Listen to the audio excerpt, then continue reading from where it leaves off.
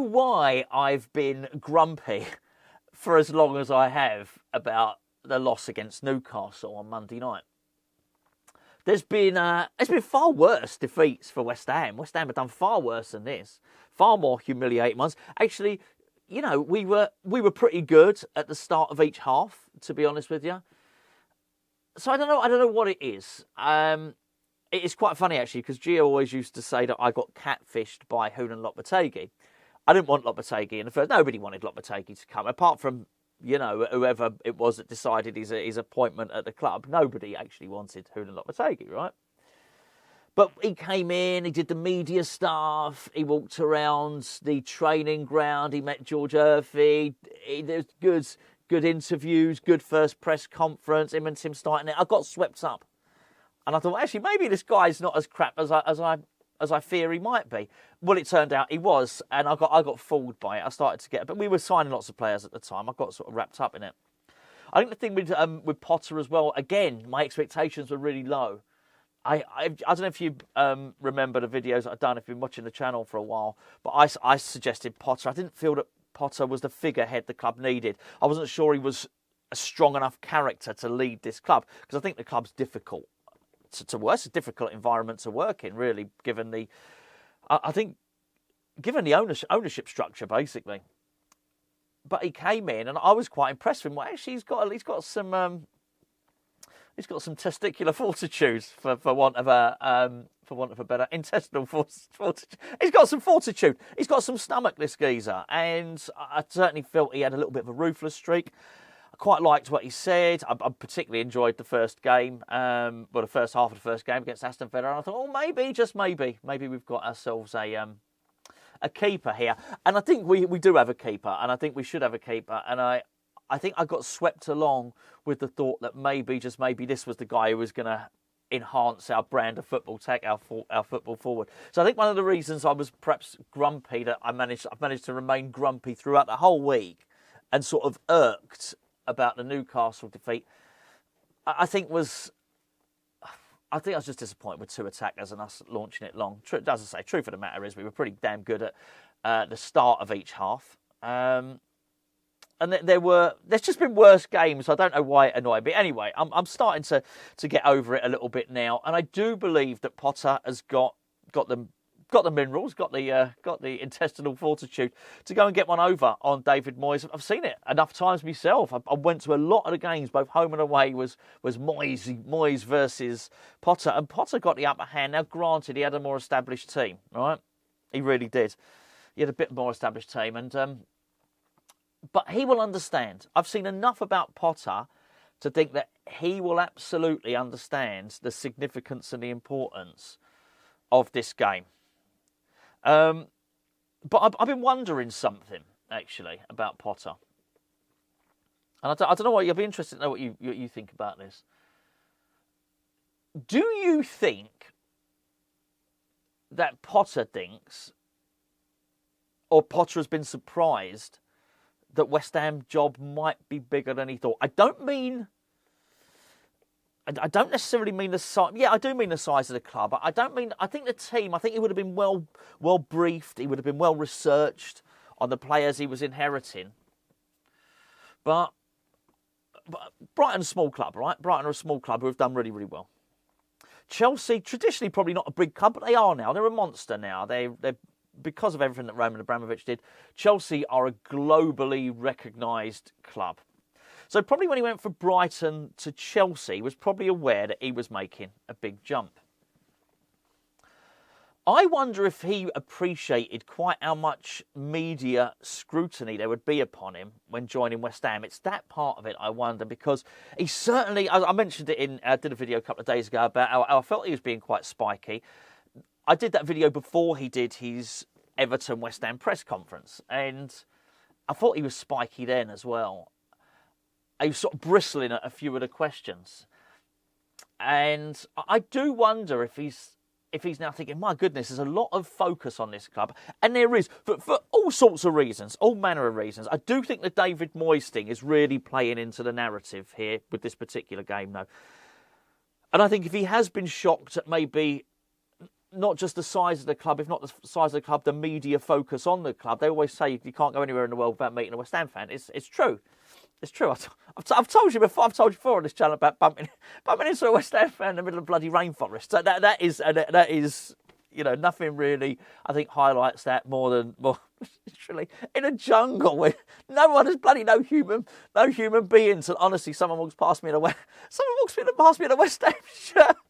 Does that and shouts Paolo Di Canio. It was an interesting moment. But it's not just the scope of the club, but the media pressure. But the David Moyes thing's throwing something on here.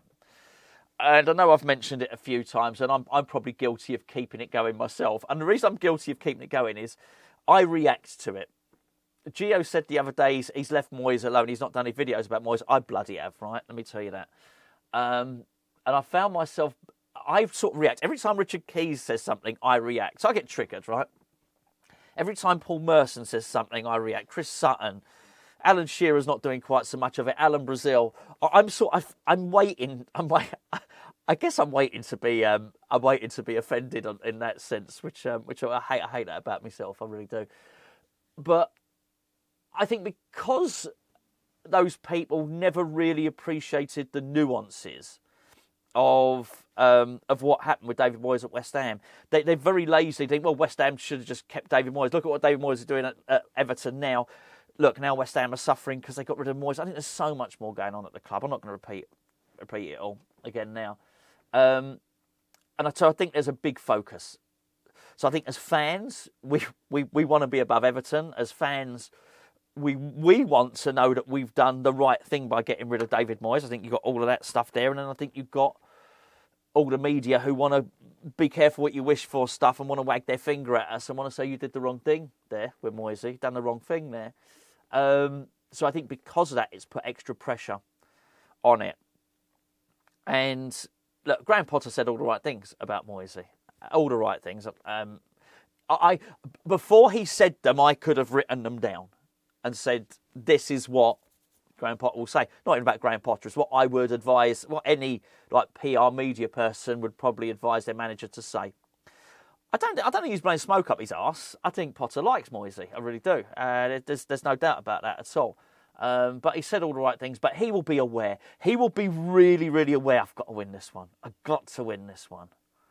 You can have a glass of wine afterwards and all that, but I've got to win this game. And I think we can. But there's certain things that I do want to see today, and I want to see a separation from what we've seen so far with Potter. I really, really do. Before I talk about that separation, please point the direction of today's video sponsor, Match Bingo. What's Match Bingo? Well, it's something that most of you have played already, truth be known, because we've had so many winners from Match Bingo from people who watch these videos that most of you must have downloaded it. If you haven't done, the link's in the description below.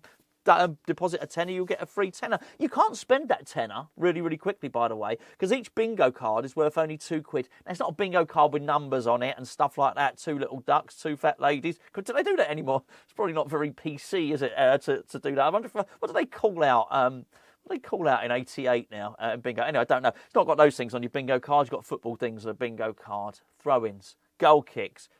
Taking a kick-off, that's definitely going to happen. Every time an event happens, you get a tick. You've basically got 3 lines of 5. Fill up the lines.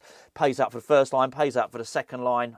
First person to get the first line. First person to get the second line. First person to get a full house. It's basically, and then you get a bonus pot. There's 4 winners. 4 winners in every game, and we've had loads and loads and loads of winners. So link is in the description below. It's Match Bingo. By the way, if you buy 4 cards, you can't buy more than 5 cards for a game, so you can't spend loads of money on it. Buy 4 cards, get the 5th card free. Deposit £10, get an extra £10. Match Bingo. What I want to see from Potter. Look, I alluded to it in yesterday's video. I want to see a striker. Would I care? Ultimately, would I care if we didn't play a striker and we won? Look, come and see me after the game. I guess I won't mind at all. But that's the thing when you do that, isn't it? When you go defensive and you decide I'm going to play 8 blockers and 2 attackers, you have to win.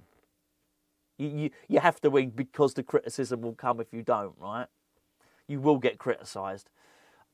I just want to see a little bit more adventure. I really do. I just want to see a little bit more spring in our step. I want to see a little bit more of...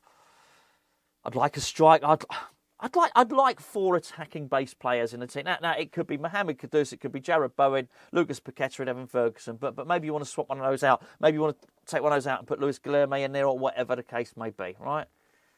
Would it be nice to have 4 attackers? It would, but I think that's why I'm a little bit annoyed. That's why I'm irked. I never thought I'd be saying that, and I understand there's a pragmatism. Potter was saying himself. He said, we're building good foundations here. And he makes a good point. He really does. I think, yeah, when I hear that, yeah. All right. And I'm not completely fed up of Graham Potter. It's not him. I think just after, when Gio did his opposition preview, when he did basically the Everton preview with an Everton fan, the Everton fan actually said, if you go and watch the video, he said, I don't blame West Ham for getting rid of David Moyes. He said David Moyes is going to stay out at West Ham, and he had, right? And what did he say? He said when the David Moyes team starts conceding goals, then you've got to worry because, you know, it's probably his time is up. And I thought it was it was far more concise than what I'd said about it, that's for sure.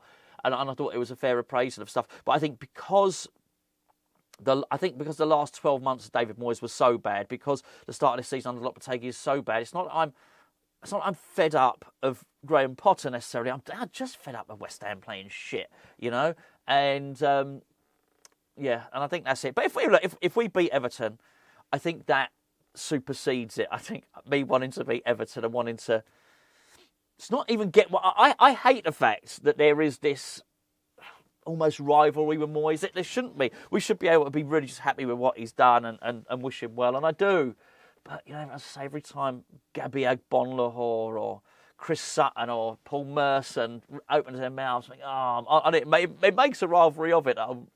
You know, and you don't want to be, as a West Ham fan, you don't want to be wrong, do you? You don't want to think we got rid of the good manager and now we got the crap one. You want to think, well, we got rid of the one that had passed his sell-by date and now we got the good one. And that's really all we're looking for. Anyway, Let's have some attacking play today. Join myself and Gio an hour and 5 minutes before kick-off until we see that team sheet. We're not going to know. Hopefully we're upbeat. We're looking forward to it. But I'm not. Truth of the matter is, I'm not particularly looking forward to this game. I'm sort of dreading it. It's a shame about the international break. Otherwise, I'd happily skip to the next one, which is Wolves on the April Fool's Day. There you go. What could possibly go wrong? Anyway, catch up with you later.